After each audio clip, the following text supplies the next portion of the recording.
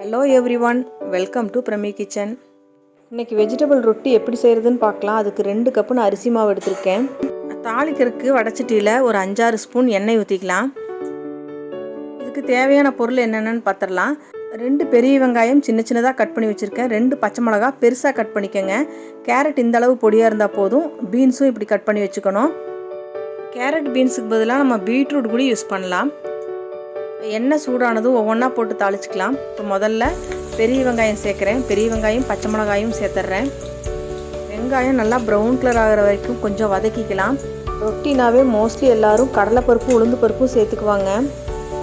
வயசானவங்களுக்கு அது கடிக்கிறதுக்கு சிரமமாக இருக்கும், பல்லில் போய் சிக்கிக்கும் அப்படிங்கிறதுனால மோஸ்ட்லி சாப்பிட மாட்டாங்க.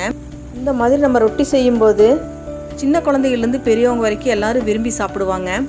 இப்போ கேரட் சேர்த்தாச்சு. இதையும் ஒரு 2 நிமிஷம் நல்லா வதக்கிக்கலாம்.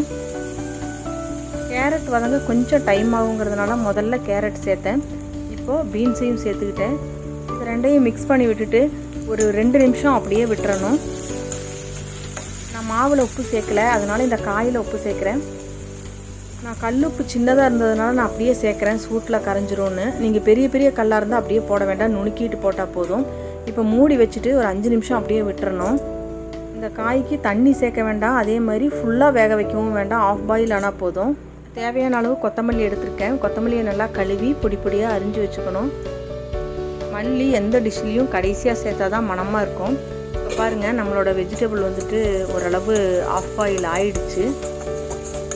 இப்போ அடுப்பை அணைச்சிட்டு நம்ம வந்துட்டு இந்த மாவோடு இதை மிக்ஸ் பண்ணிக்கலாம். மாவில் கொட்டி நல்லா கலந்து விட்டுக்கலாம். 2 கப்பு மாவுக்கு 2 கப்பு தண்ணி தேவைப்படும்.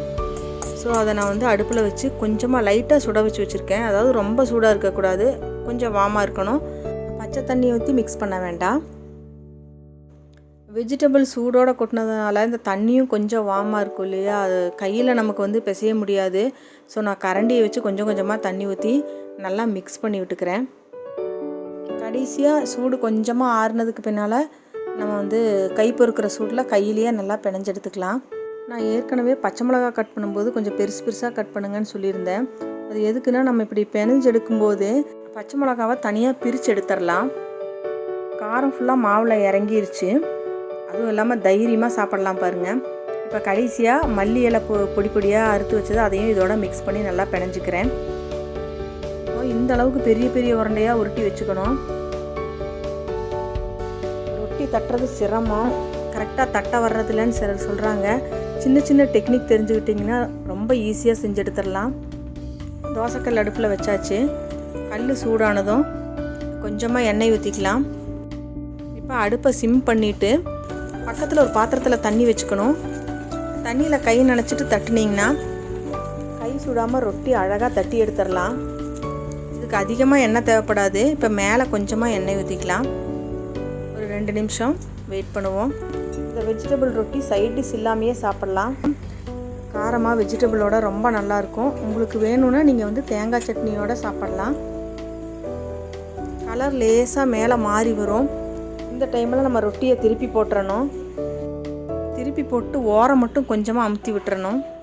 நீங்கள் ரொட்டி செஞ்சதுக்கு பிறகு பார்த்தா எந்த காயும் வெளியில் தெரியாது, பார்க்குறதுக்கே ரொம்ப கலர்ஃபுல்லாக இருக்கும். சுவைப்போம், மகிழ்வோம். மீண்டும் ஒரு புது சுவையுடன் சந்திப்போம்.